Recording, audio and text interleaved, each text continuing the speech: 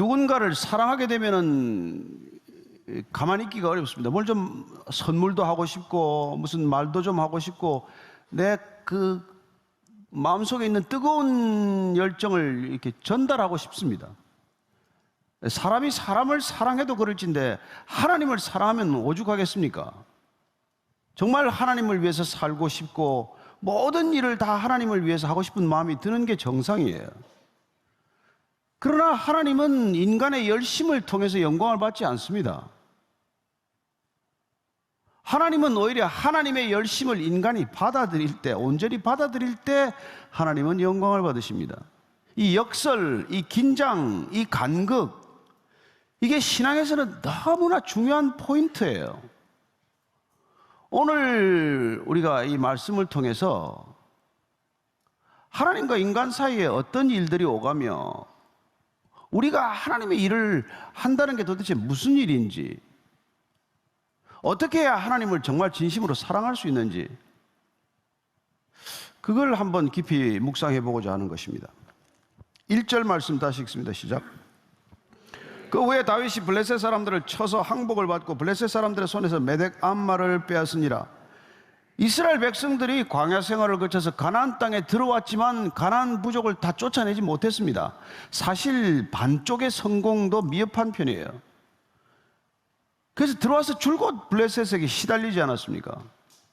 사사시대에 나라가 거의 멸망할 지경에 이른 적이 한두 번이 아니에요.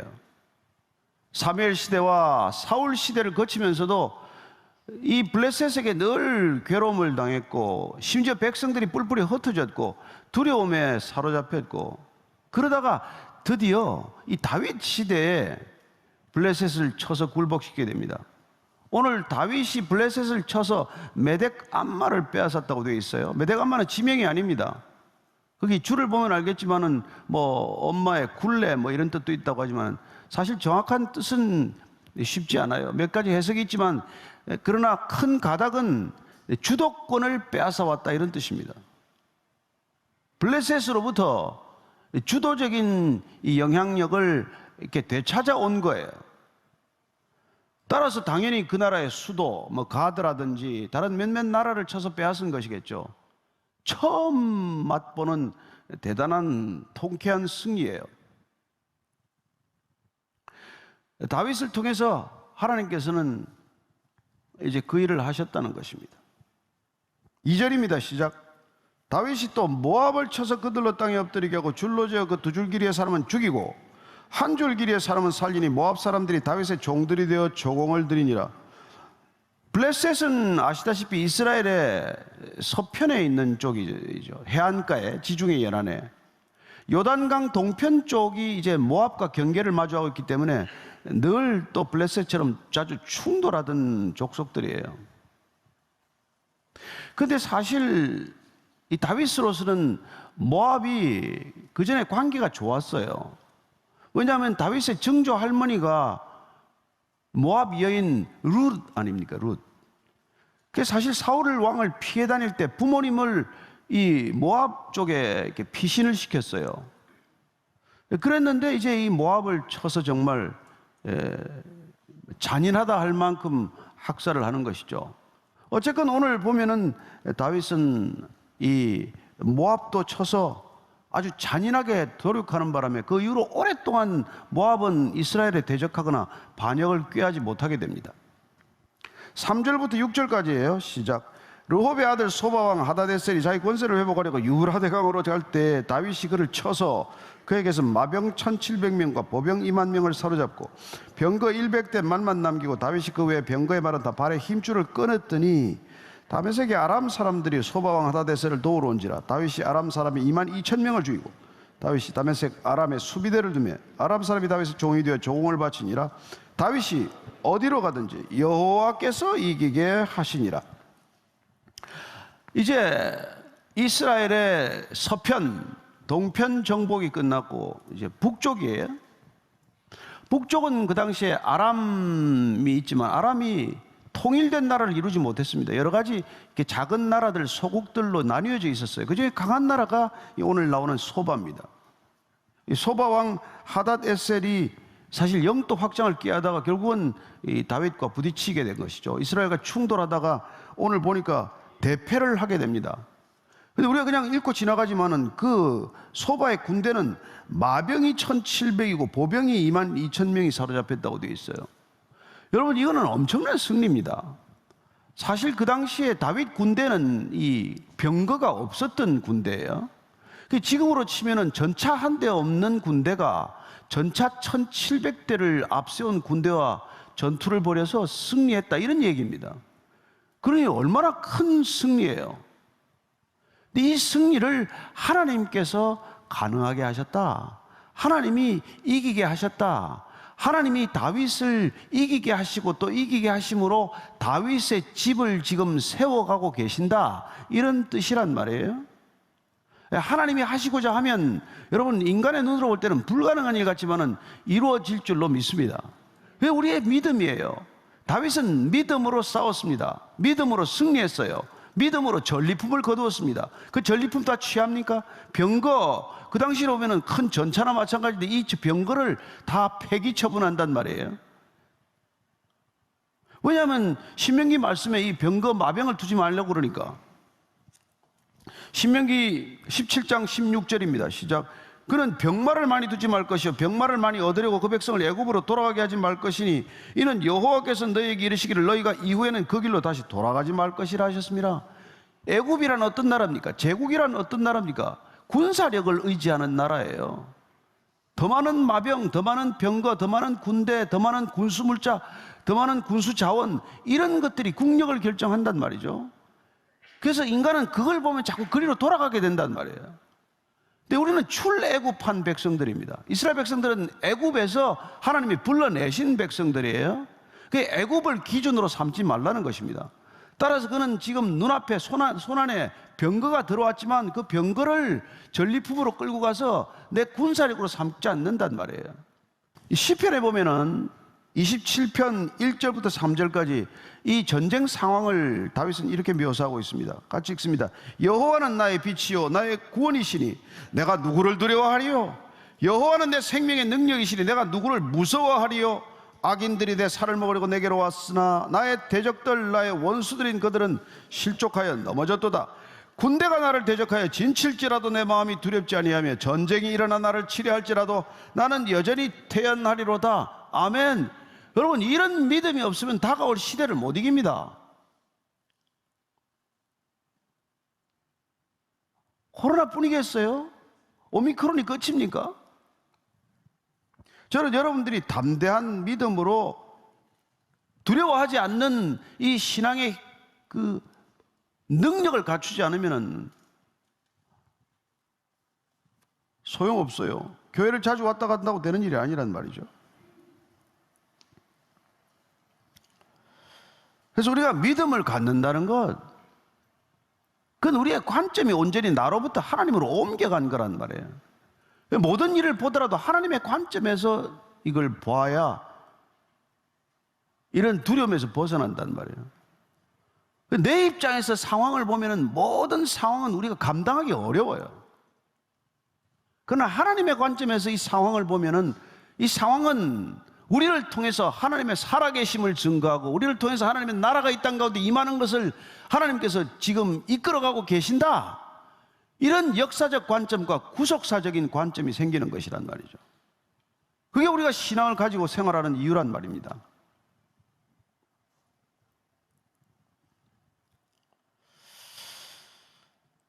자, 이 보니까 아람 사람들이 이게 하닷 에셀이 이제 패망하는 걸 보고 힘이 다 빠졌으니까 다윗을 이때 치자 하고 덤볐다가 또 대패를 당하게 됩니다.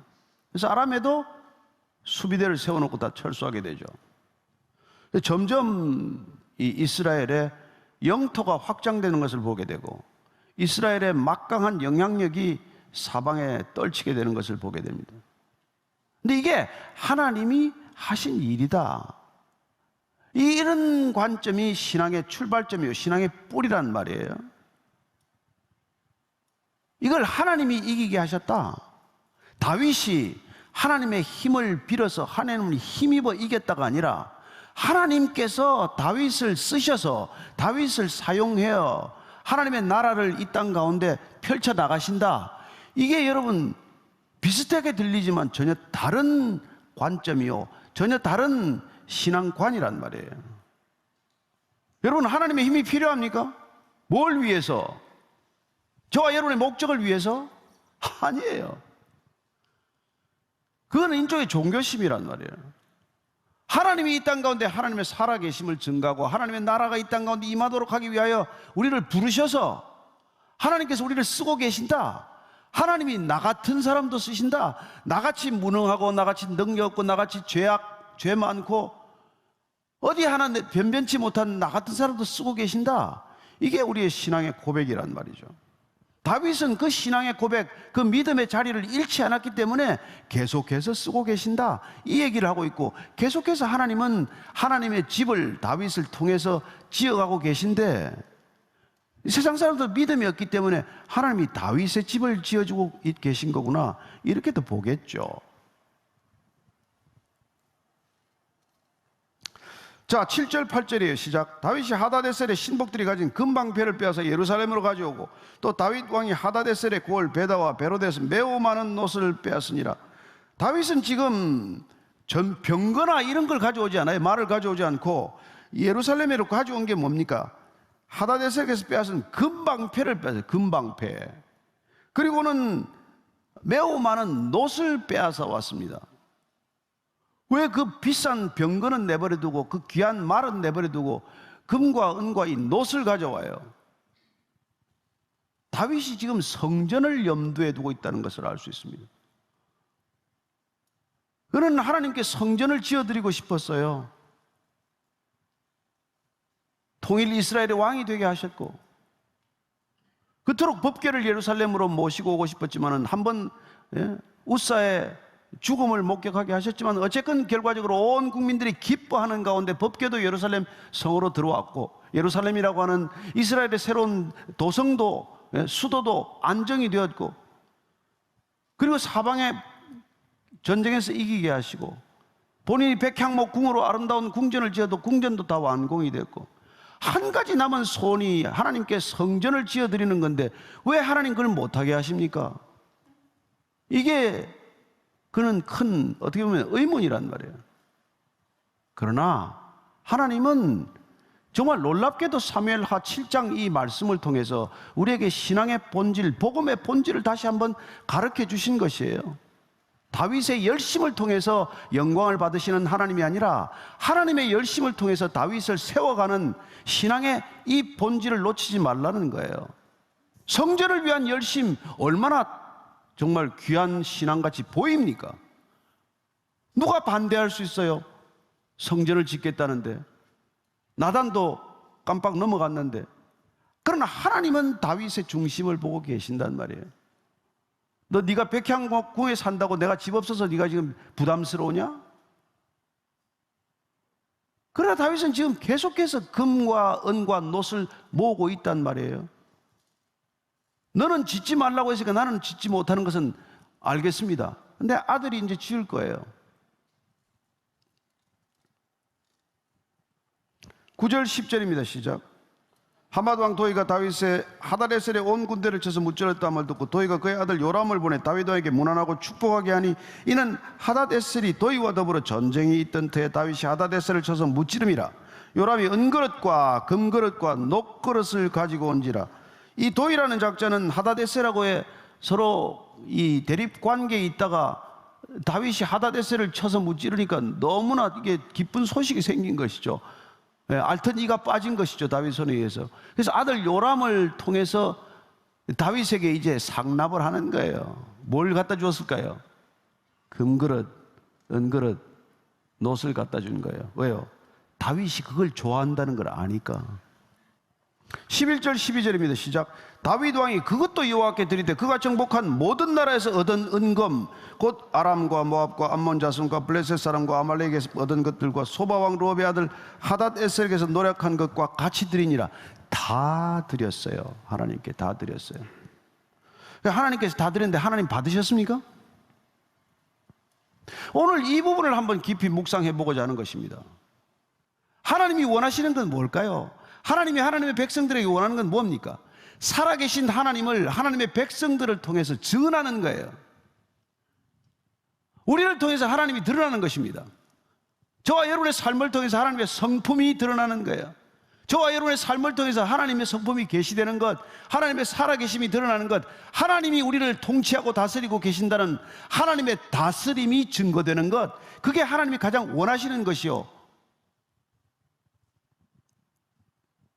우리가 쌓아가지고 무슨 성전을 하나 지어드린다고 하나님이 영광을 받으실 거라고 착각하지 마십시다. 그랬다면 예수님께서 더 큰 성전을 짓고 가셨지.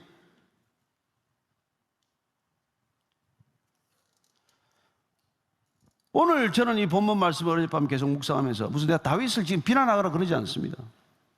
그 시대의 신앙으로서는 더할 나위 없는 신앙이었지만, 그러나 오늘 우리가 이 시대를 살아가면서 아내를 여럿 두지 말라 하는 기준이 아니라 아내를 한 사람 위에 누구도 두지 말라는 기준, 그 기준을 우리가 지금 기준 삼고 있듯이 하나님께서 기뻐하시지 않는 성전에 머물러서 성전에 갇힌, 눈에 보이는 성전에 갇혀버린 신앙, 그 성전을 위한 열심이 마치 하나님의 나라를 위한 열심인 것처럼 착각하지 않도록 하는 하나님의 놀라운 그 금지, 그 명령, 그 섭리, 이걸 우리가 깊이 한번 생각해 보자는 것입니다.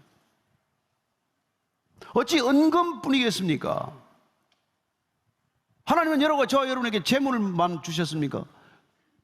재능은 주시지 않으셨습니까? 그 재능도 여러분들 곡간을 져서 쌓으시겠습니까? 여러분, 금 10만 달란트, 은 100만 달란트, 그 수많은 옷을 짓기 위해서 다윗은 예루살렘 곳곳에 얼마나 많은 곡간을 지어야 했을까요? 그러나 예수님께서는 곳간이 기준이 아니라 하늘의 그 재물을 쌓으라고 하셨듯이 저와 여러분들이 재능이건 건강이건 아니면 성령의 은사건 그 무엇이건 하나님으로부터 온 것을 쌓아두지 말고 그걸 흩어라.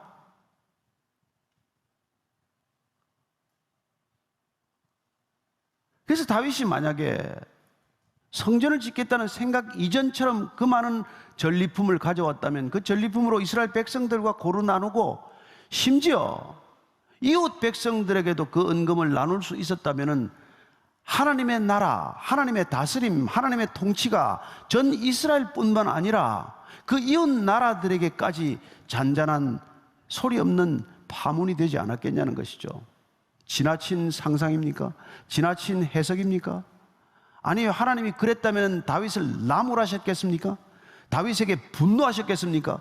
너 내 집을 지을 걸 네가 빼돌려서 딴 데 쓰는구나, 그렇게 하셨겠어요? 절대 그러시지 않습니다. 오늘날도 마찬가지입니다. 교회가 교회에 함몰되지 않는 것, 교회가 게토처럼 변하지 않는 것, 교회가 자기 교회 안에 갇히지 않는 것, 이걸 하나님께서는 얼마나 갈망하고 계십니까?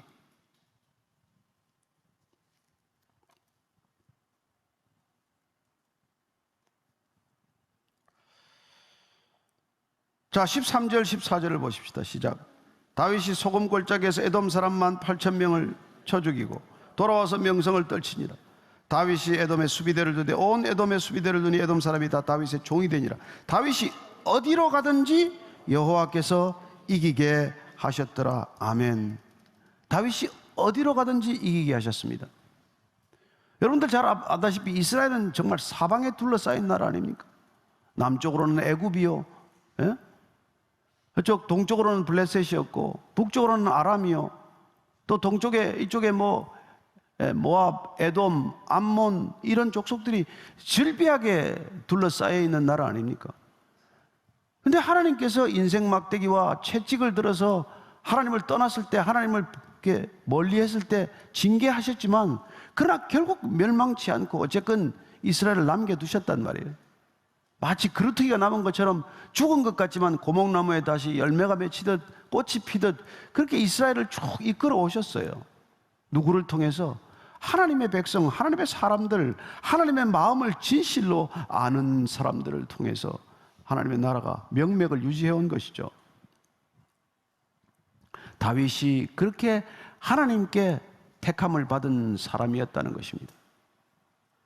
따라서 다윗이 하나님을 힘입어 가는 데마다 승리를 한 것이 아니라 하나님이 다윗을 부르셔서 다윗을 사용하셔서 다윗의 발걸음이 가는 곳마다 하나님이 드러나게 하셨다.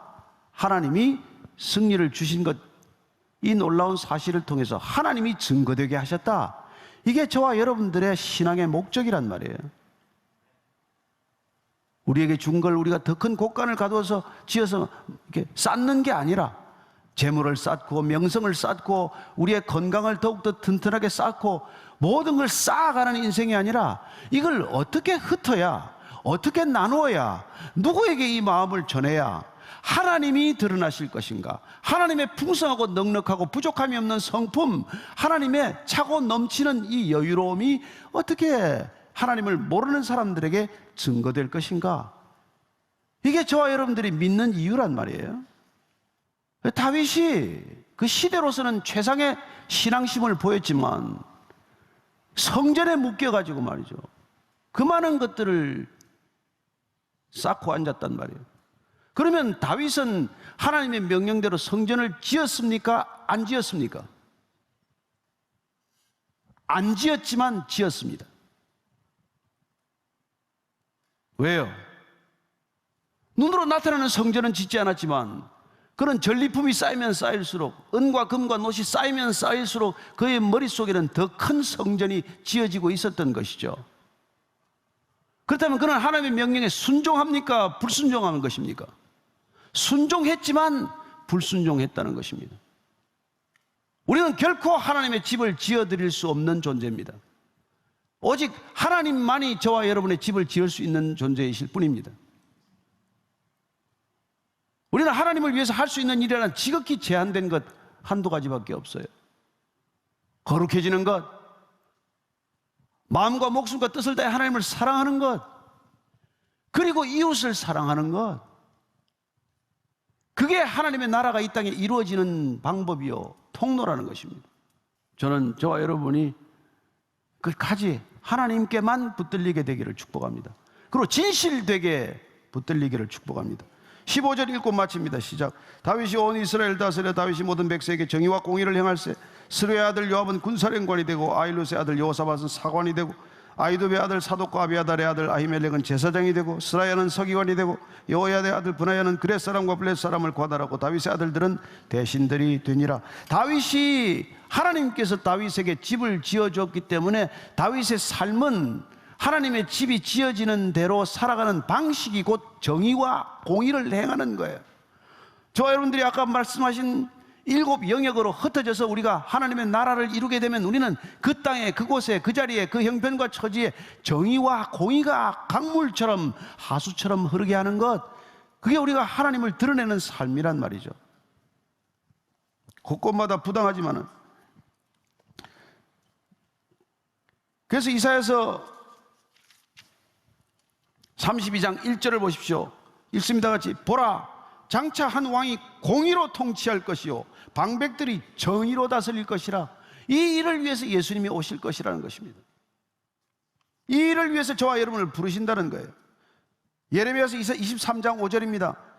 여호와의 말씀이니라. 보라, 때가 이르리니 내가 다윗에게 한 의로운 가지를 일으킬 것이라. 그가 왕이 되어 지혜롭게 다스리며 세상에서 정의와 공의를 행할 것이다.